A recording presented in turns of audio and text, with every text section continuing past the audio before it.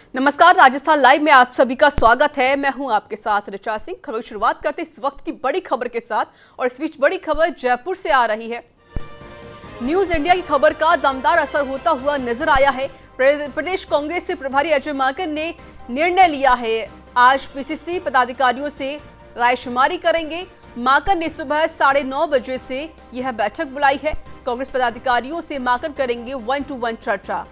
तो PCC chief Dotasra सहित 40 पदाधिकारी की टीम मौजूद रहेगी। चारों अग्रिम संगठनों के अध्यक्षों से भी चर्चा की जाएगी। रायशुमारी के बाद ही अजय माकन दिल्ली के लिए रवाना होंगे। तो न्यूज इंडिया खबर का यह बड़ा असर होता हुआ नजर आया है। प्रदेश कांग्रेस प्रभारी अजय माकन ने फैसला लिया है। आज पीसीसी पदाधिकारियों से रायशुमारी की जाएगी, चर्चा की जाएगी। माकन आज 9:30 बजे यह बैठक करेंगे। कांग्रेस पदाधिकारियों से माकन 1-to-1 चर्चा करेंगे। पीसीसी चीफ डोटासरा सहित 40 पदाधिकारियों की टीम मौजूद रहेगी। चारों अग्रिम संगठनों के अध्यक्षों से भी मुलाकात करेंगे और उनसे चर्चा करेंगे।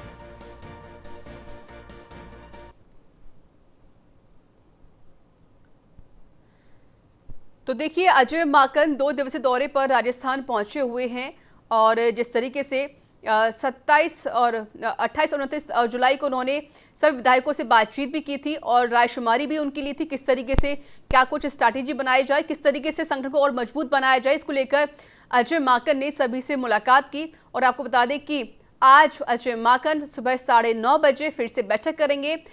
पीसीसी डोटासरा से भी यहाँ पर मुलाकात की जाएगी और सबसे बड़ी बात है कि जो 40 पदाधिकारी है वो भी बैठक में मौजूद रहेंगे। उनसे रायशुमारी भी अजय माकन करेंगे।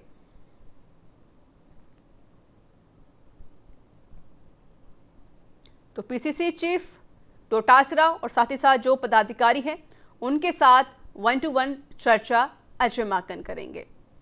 आपको बता दें कि उन्होंने 28 और 29 जुलाई को सभी विधायकों से बातचीत की।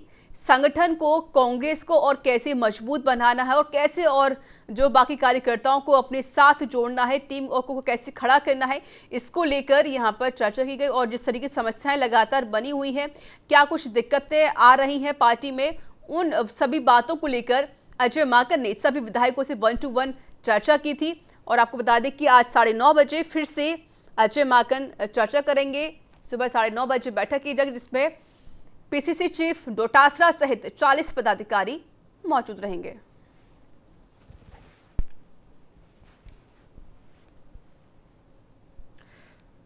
तो चलिए खबरों का रुख कर लेते हैं। राजस्थान में जारी कांग्रेस संकट के बीच आज गुरुवार को सीएम अशोक गहलोत के आवास पर विधायक दल की बैठक बुलाई गई जिसमें कई अहम फैसले लिए गए। राजस्थान सरकार ने वैक्सीनेशन के लिए विधायक कोष से 3 करोड़ की राशि लेने के फैसले को वापस ले लिया है।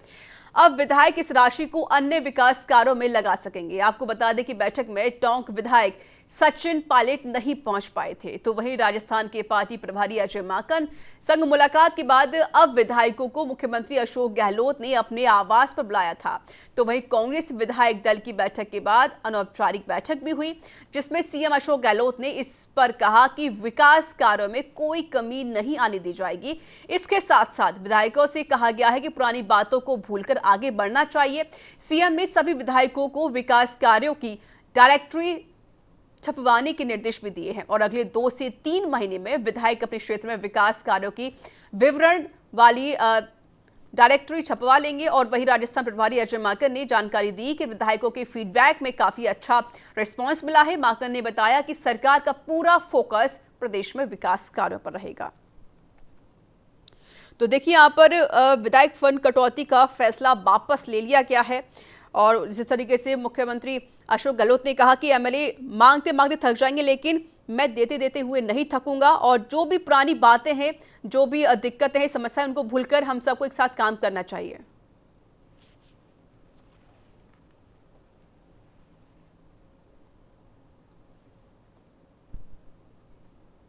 तो देखिए, कांग्रेस प्रभारी अजय माकन के विधायकों के साथ 2 दिन की 1-to-1 रायशुमारी के बाद शाम को सीएम आवास पर कांग्रेस और समर्थक विधायक दल की बैठक में फिर से एकजुटता दिखाई गई। यहां पर खुद गुरुवार को फिर से मुख्यमंत्री अशोक गहलोत ने बैठक बुलाई जिसमें सभी विधायक मौजूद रहे। विधायकों को खुश करने के लिए कोरोना काल में वैक्सीनेशन के लिए एमएलए फंड से 3 करोड़ रुपए काटने के प्रावधान को वापस लेने की घोषणा की गई है और अब विधायक फंड का पूरा 5 करोड़ विधायकों की सिफारिश पर भी खर्च होगा। तो देखिए, उन्होंने जिस तरीके से संदेश भी दिया है कि हम सभी को मिलजुल कर काम करना होगा। जो भी पुरानी दिक्कतें हैं, जो भी पुरानी बातें थी, उन सभी को भूलकर अब हमें राजस्थान का विकास करना है, प्रदेश के विकास के बारे में सोचना है और उस पर ही काम करना है। तो देखिए, विधायक दल की बैठक में मुख्यमंत्री अशोक गहलोत ने कहा कि सब विधायक पुरानी बातों को भूलकर मिलजुल कर एकजुटता से आगे बढ़े, विकास के कामों में कोई भी कमी ना आने दी जाएगी। साथ ही साथ उन्होंने ये कहा कि आप मांगते मांगते थक जाएंगे, लेकिन मैं देते हुए नहीं थकूंगा। और जिस तरीके से अगर आप विकास के लिए कुछ फंड मांगते हैं तो वो सारे फंड आप तक दिए जाएंगे। मेरे साथ जुड़ चुके इस पर और अधिक बातचीत करने के लिए संवाददाता नीरज शर्मा। नीरज, देखिए, 2 दिन में जिस तरीके से अजय माकन ने सभी विधायकों से 1-to-1 चर्चा की है, क्या कुछ समस्या को लेकर भी चर्चा की गई और कहा गया कि जो कांग्रेस पार्टी है उसको और मजबूत बनाया जाए, इसको लेकर किस तरीके से हमको काम करना है, इस पर भी चर्चा की गई है। लेकिन गुरुवार की शाम को खुद मुख्यमंत्री अशोक गहलोत ने फिर से बैठक बुलाई जिसमें सभी विधायक मौजूद रहे। देखिए नीरज, सबसे बड़ी बात यह है कि खुद जो मुख्यमंत्री अशोक गहलोत वो कह रहे हैं कि जो पुरानी बातें हैं उन बातों को भूलकर हमें फिर से आगे बढ़ना होगा, प्रदेश का विकास करना होगा। क्या कुछ मैसेज दे रहे हैं मुख्यमंत्री अशोक गहलोत? मुख्यमंत्री देखिए अपना बड़ा दिल जो है वो लगातार दिखा रहे हैं। पहले भी जो घटनाक्रम हुआ, कई कांग्रेस के विधायकों ने मुख्यमंत्री अशोक गहलोत की सरकार से बगावत की और उसे बगावत करके वो दिल्ली में उन्होंने सुर बुलंद करे। हालांकि मुख्यमंत्री ने लगातार ये आरोप लगाया कि जो लोग थे, विधायक थे, वो कहीं ना कहीं बीजेपी के इशारे पर ये काम कर रहे थे। हालांकि पार्टी आलाकमान ने उनकी घर वापसी कराई और उन्होंने ये कहा कि हम पार्टी को छोड़ करके नहीं जा रहे थे, बल्कि अपने मंच पर अपनी बात कह रहे थे। इसके बाद में हालिया जो सियासी घटनाक्रम है, इसके मद्देनजर सचिन पायलट और अशोक गहलोत के जो खेमे हैं, इनको लेकर के लगातार ये बातें आलाकमान तक भी पहुंच रही थी। कहीं ना कहीं राजस्थान में कुछ ना कुछ गतिरोध की स्थितियां चल रही हैं, वो ठीक नहीं हो रही हैं। मध्य प्रदेश का उदाहरण लिया, अन्य राज्यों का उदाहरण लिया, जहां इस प्रकार पार्टी को जो है नुकसान उठाना पड़ा। पंजाब के अंदर हाल ही के अंदर एक बड़ा डिसीजन हुआ था। इसके बाद में पार्टी आलाकमान ने एक निर्णय लिया कि प्रदेश प्रभारी अजय माकन को राजस्थान भेजा जाए और पूरा फीडबैक जो है वो दोनों ही पक्षों का लिया जाए। इसके साथ ही तमाम विधायकों की राय ली जाए। तो विधायकों की रायशुमारी तो यहाँ पर की जा रही थी, लेकिन न्यूज इंडिया ने ये मुद्दा उठाया कि विधायकों की रायशुमारी की जा रही है, लेकिन साथ ही कांग्रेस के जो पदाधिकारी हैं, पीसीसी के पदाधिकारी हैं और इसके साथ ही पीसीसी सदस्य हैं, संगठन से जुड़े जो कार्यकर्ता हैं, उनकी सुनवाई आखिर क्यों नहीं हो रही है?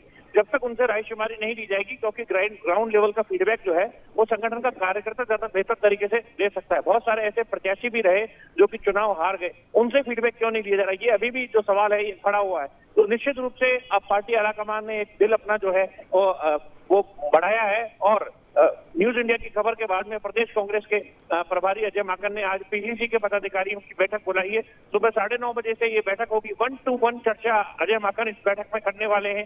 एक एक करके सभी पीसीसी पदाधिकारी को बुलाया जाएगा। चारों जो प्रमुख अग्रिम संगठन है, अगर बात करें प्रदेश यूथ कांग्रेस, महिला कांग्रेस, साथ ही कांग्रेस सेवा दल और अन्य जो प्रकोष्ठ है, उनसे भी चर्चा का कार्यक्रम रखा गया। सभी के अध्यक्ष को बुलाया जाएगा और तमाम जो पीसीसी के पदाधिकारी हैं उनसे एक फीडबैक लिया जाएगा कि वो क्या अपनी राय रखते हैं कि सरकार कैसे दोबारा से रिपीट हो, क्योंकि 2 साल बाद की ये कांग्रेस जो है वो तैयारी कर रही है। तो उसके मद्देनजर क्या अहम सुझाव होने चाहिए, सरकार के कार्यों का पूरा फीडबैक भी लिया जाएगा। उपलब्धियां जो है वो जानी जाएंगी। जो विधायकों से प्रश्न थे, कमोबेश वही जो प्रश्न है संगठन से भी रहने वाले हैं।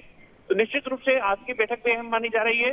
न्यूज इंडिया ने इस मुद्दे को उठाया था, उसके बाद प्रभारी अजय माकन ने यह निर्णय लिया कि आज पीसीसी पदाधिकारियों से भी बैठक कर ली जाए। इसके बाद मुख्यमंत्री अशोक गहलोत ने कल जिस प्रकार से विधायकों को रात्रि भोज दिया था, आज दिन में लंच का कार्यक्रम पीसीसी पदाधिकारियों के लिए दोपहर 12 बजे रखा गया है।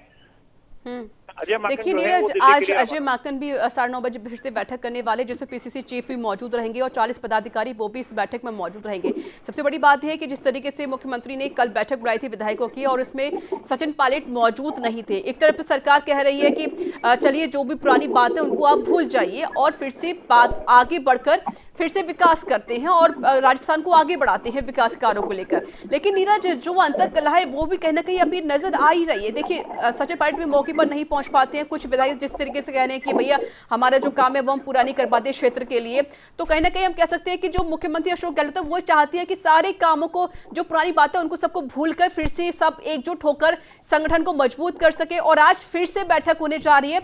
ये बैठक कितनी अहम हो सकती है, इस बैठक में कुछ मुद्दे उठाए जा सकते हैं और किन बातों लेकर चर्चा हो सकती है?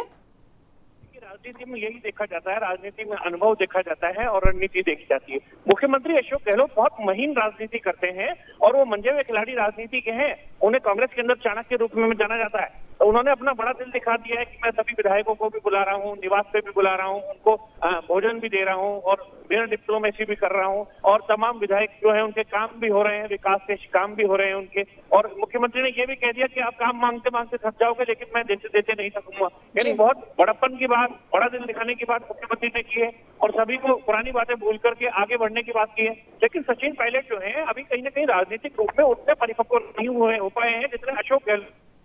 वो नाराजगी जो है वो कैसे न कैसे अपनी नाराजगी झलका देते हैं। अब वो 3 दिन से दिल्ली के अंदर बैठे हुए हैं सचिन पायलट।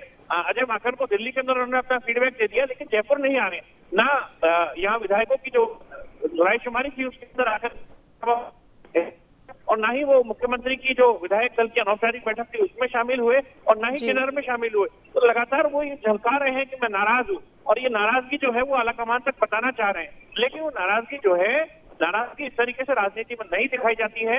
ये जो समझने की बात है ये अभी इसमें शायद उसको समय लगे, क्योंकि राजनीति जो है ये कूटनीति और रणनीति के तहत चलती है और बाकायदा संख्या बल जो है वो इसमें महत्व करता है। संख्या बल आज जिसके साथ में है वो साफ दिख गया है। और दूसरा जो बात विधायकों ने कही है, तमाम विधायक यहाँ तक कि सचिन पायलट खेमे के विधायक भी जो थे वो पहुंचे, उनके कार्यक्रमों में पहुंचे पीसीसी में।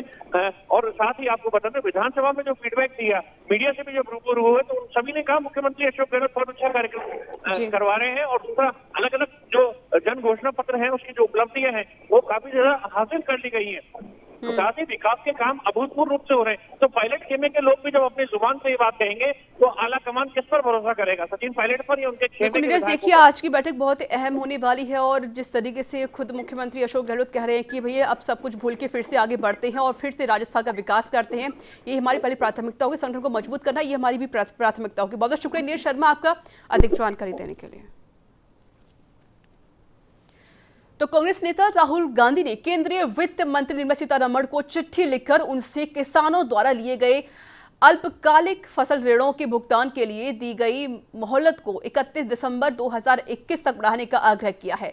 राहुल ने ऐसे ऋणों पर सभी दंडात्मक ब्याज से छूट की मांग की है। उन्होंने कहा कि कोरोना वायरस महामारी के कारण समूचे देश के किसान गंभीर आर्थिक परेशानी का सामना कर रहे हैं। कांग्रेस के पूर्व अध्यक्ष ने कहा कि कई बार लगाए गए लॉकडाउन, आपूर्ति श्रृंखला में अड़चन और बाजार तक सीमित पहुंच जैसे कई कारकों की वजह से किसानों की आय बुरी तरीके से प्रभावित हुई है। गांधी ने यह भी कहा कि बढ़ते कर्ज के साथ साथ भावी आर्थिक अनिश्चितता ने किसानों की वक्त पर कर्ज चुकाने की क्षमता को प्रभावित किया है।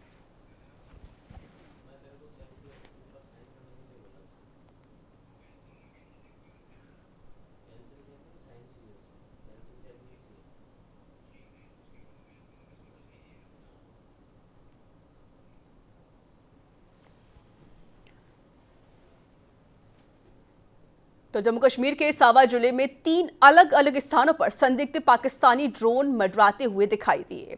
यह जानकारी अधिकारियों ने गुरुवार को दी। अधिकारियों ने बताया कि ये ड्रोन रात करीब 8:30 बजे बारी ठम्मर, चलादिया और गगवाल इलाके में एक ही समय पर देखे गए हैं। ये ड्रोन ऐसे समय में देखे गए हैं जब करीब 1 हफ्ते पहले पुलिस ने यहां पास के सीमावर्ती कंचक इलाके में 5 किलोग्राम आईईडी सामग्री ले जा रहे एक पाकिस्तानी ड्रोन को मार गिराया था। अधिकारियों के मुताबिक सीमा सुरक्षा बल यानी कि बीएसएफ के जवानों ने पाकिस्तान की ओर लौट रही एक ड्रोन पर चलादिया में कुछ गोलियां चलाई। अधिकारियों ने कहा कि अन्य 2 ड्रोन बारी धामड़ा और गंगवाल में जम्मू पठानकोट राजमार्ग पर संवेदनशील सुरक्षा प्रतिष्ठानों पर मंडराने के तुरंत बाद आसमान से गायब हो गए। पुलिस अन्य सुरक्षा बलों के साथ घटनास्थल पर गहन तलाशी के लिए रवाना हो गई है।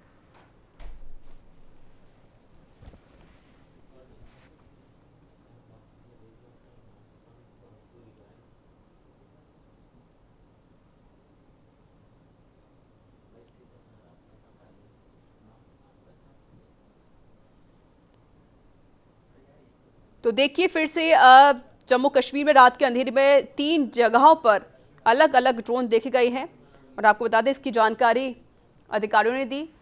लगभग गुरुवार को लगभग रात 8:30 बजे इन ड्रोन को देखा गया है, पाकिस्तानी ड्रोन को देखा गया है। तो जमीन पर भारतीय सुरक्षा से मुंह की खाने के बाद अब पाकिस्तानी आसमान के जरिए आतंक फैलाने की कोशिश कर रहा है। मेरे साथ जुड़ चुके हैं इस पर और अधिक बातचीत करने के लिए डिफेंस एक्सपर्ट लल्लन सिंह। लल्लन जी, स्वागत है आपका न्यूज इंडिया में।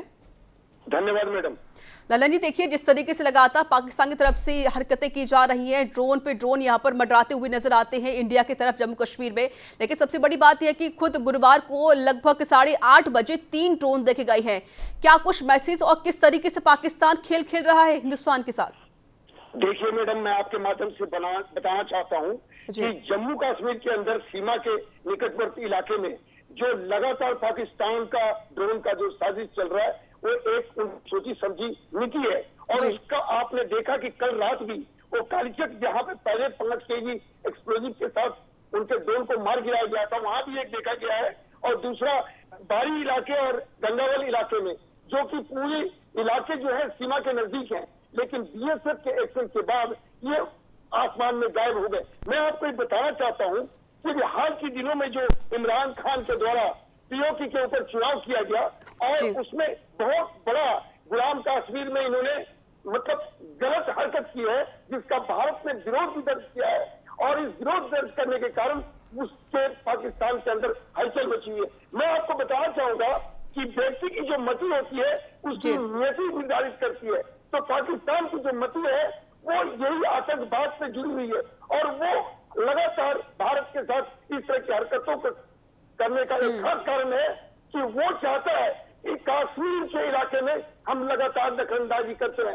मैं आपको ये भी बताना चाहता हूँ कि हमारी जो जमीनी और आसमानी जो चौकसी है वो पूर्ण एंटी ड्रोन है, किसी भी हालत में वो अंदर नहीं आ सकते और अगर आएंगे तो मार गिराए जाएंगे, जैसे कालचक में पुलिस ने मारा था। मैं आपको एक चीज और बताना चाहता हूँ कि अभी हमारे भारत अमेरिका का रिश्ता बहुत अहम है। हमारे पास जो एंटनी ब्लिंकन साहब विदेश मंत्री अमेरिका के आए, उसके देखते हुए आप देखिए चीन के अंदर तालिबानी जो लीडर है अब्दुल गनी, वो जाके चीन के मतलब बड़े बड़े वीआईपीओ से मिल रहे हैं। इधर पाकिस्तान जो है लगातार वो स्पीड बॉर्डर एरिया से आतंकवादियों को अफगान में भेज रहा है। ये सभी चीजें पूरी दुनिया में पाकिस्तान की सोची समझी और चीन के द्वारा उसकी पूरी समर्थन के साथ हो रही है। और मैं आपको यकीनन बता सकता हूँ कि आईएस के तर्ज पर तालिबान ने एक दलित पत्रकार जो भारत के थे उसकी हत्या की है। बिल्कुल सही कहा लल्लन जी। देखिए एक तरफ जिस तरीके से पाकिस्तान लगातार अपनी हरकतों से बाज नहीं आ रहा, तो वहीं पर जमीन पर मुंह खाने के बाद फिर से आसमान के जरिए कहीं ना कहीं साजिश रच रहा है पाकिस्तान। लेकिन इसका सबक भी पाकिस्तान को यहाँ मिलता हुआ जरूर नजर आएगा। बहुत बहुत शुक्रिया लल्लन जी हमारे साथ बातचीत करने के लिए और हमें समय देने के लिए। चलिए इस बीच आपको इस वक्त की बड़ी खबर बता देते हैं। इस बीच बड़ी खबर आ रही है, आपको बता दें कि भारत को एक और फिर से पदक मिल गया है। चलिए इससे पहले आपको एक और बड़ी खबर बता देते हैं। जयपुर से इस वक्त की बड़ी खबर आ रही है। फिलहाल जो लोग घायलों उनको अस्पताल पहुंचाया गया है। रामचंद्रपुरा भाकरोटा इलाके की घटना आपको बता रहे हैं। जयपुर से बड़ी खबर, कार और ट्रोले में भिड़ंत हो गई है। हादसे में 5 लोग गंभीर रूप से घायल हो गए हैं। सभी घायलों को अस्पताल पहुंचाया जा रहा है। चलिए आपको इस बीच एक और बड़ी खबर बता देते हैं। इस वक्त की बड़ी खबर सामने आ रही है। भारत की बॉक्सर लवलीना की शानदार जीत हो गई है। जीत के साथ भारत का पक्का हुआ है एक और पदक। सेमीफाइनल में पहुंची भारत की बॉक्सर लवलीना। ये बड़ी खबर बता रहे हैं। 69 किलो वर्ग में लवलीना की जीत यहां पर होती हुई नजर आई है। भारत की बॉक्सर लवलीना की शानदार जीत हुई है। जीत के साथ भारत का पक्का हुआ है एक और पदक। तो सेमीफाइनल में पहुंची है भारत की बॉक्सर लवलीना।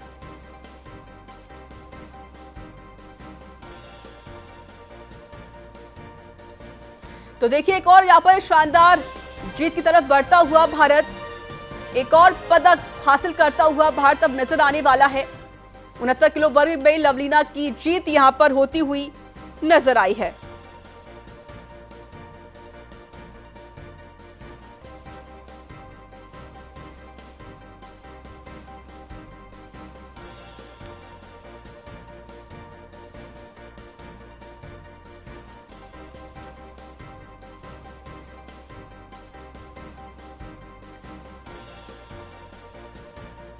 तो भारतवासियों के इस वक्त की बहुत अच्छी खबर यहां सामने आई है। 69 किलो वर्ग में लवलीना की जीत हुई है। भारत की बॉक्सर लवलीना की शानदार जीत यहां होती हुई नजर आई है। क्वार्टर फाइनल में ताइपे को हराकर यहां पर लवलीना की जीत। सेमीफाइनल में पहुंची भारत की बॉक्सर लवलीना। 69 किलो वर्ग में लवलीना की जीत यहां पर नजर आई है। तो भारत का दूसरा पदक पक्का हो गया है। 69 किलो वर्ग में लवलीना की जीत हुई है। सेमीफाइनल में पहुंची है भारत की बॉक्सर लवलीना।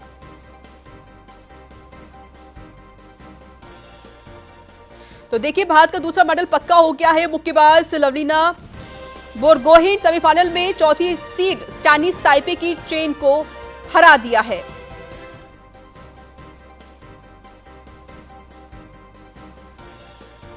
तो टोक्यो ओलंपिक में भारत का एक और मेडल पक्का हो गया है। भारतीय महिला मुक्केबाज लवलीना बोरगोहेन चीनी ताइपे की चीन नियन चेन को हराकर 69 किलो वेट कैटेगरी में सेमीफाइनल में पहुंच गई हैं। 3 राउंड में लवलीना ने प्रतिद्वंदी मुक्केबाज को घुटने टिकने पर मजबूर कर दिया है और खुद की यहां पर जीत हासिल कर ली है।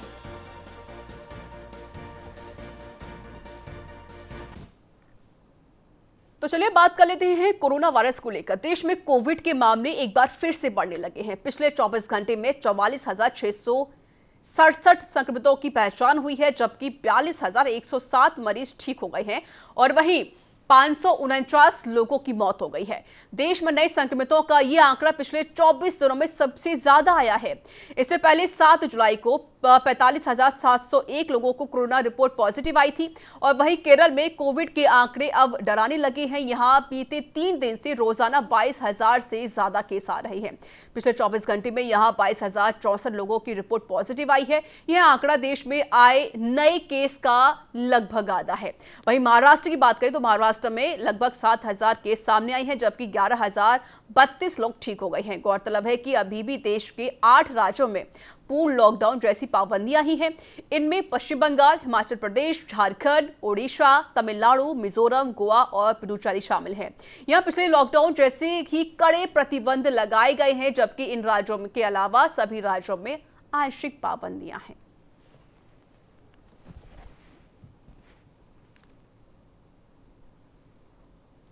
तो देखिए जो कोरोना वायरस से फिर से अब फैलता हुआ नजर आया है। आपको बता दें पिछले 24 घंटे में कोविड के लगभग 44,667 नए केस दर्ज किए गए हैं। तो वहीं पर 42,107 लोग ठीक भी हो गए हैं और जबकि 549 लोगों की कोविड की वजह से मौत हो गई है। तो लगातार तीसरे दिन भी केस 50% केरल से आए हैं।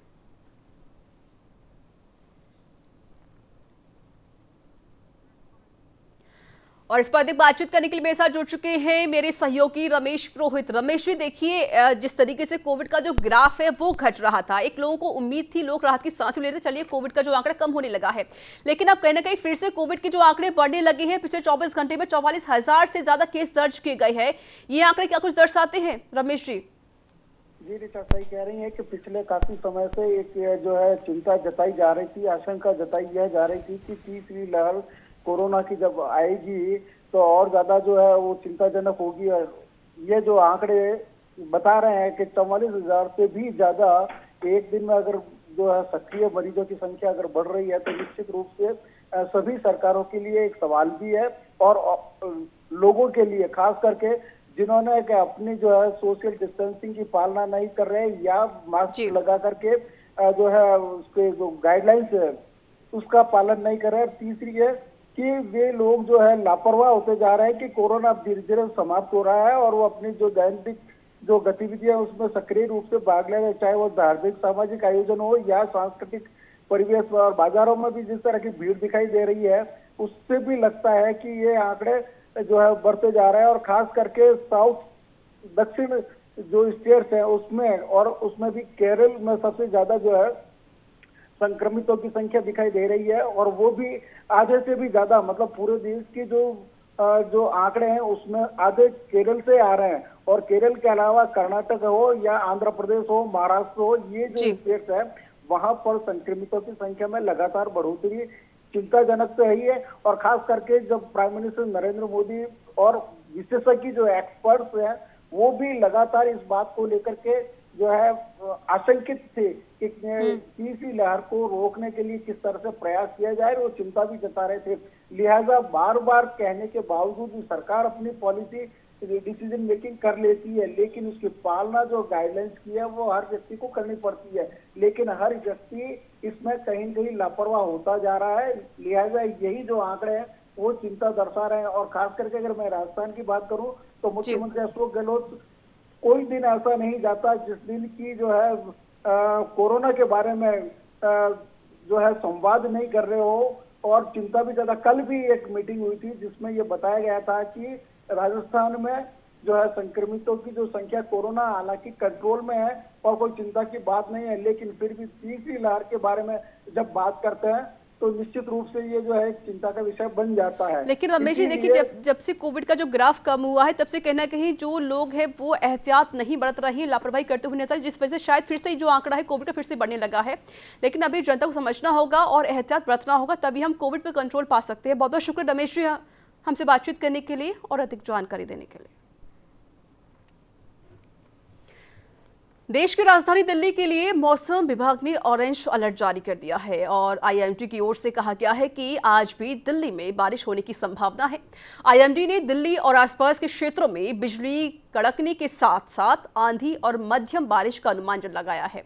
दिल्ली, फरीदाबाद, बल्लभगढ़, महेंद्रनगर, नारनौल, कोसली, चरखी दादरी, झज्जर, नूह, सोहना और अन्य जगहों पर बारिश हो सकती है। और वहीं दिल्ली में यमुना नदी का जलस्तर भारी बारिश के बाद गुरुवार को 203.37 मीटर तक बढ़ गया है, जो खतरे के निशान पर 204.50 मीटर के करीब है। दिल्ली और ऊपरी डूब वाले इलाकों में बारिश के कारण यमुना नदी उफान पर है, जिसे लेकर निचले इलाकों को खाली कराया जा रहा है।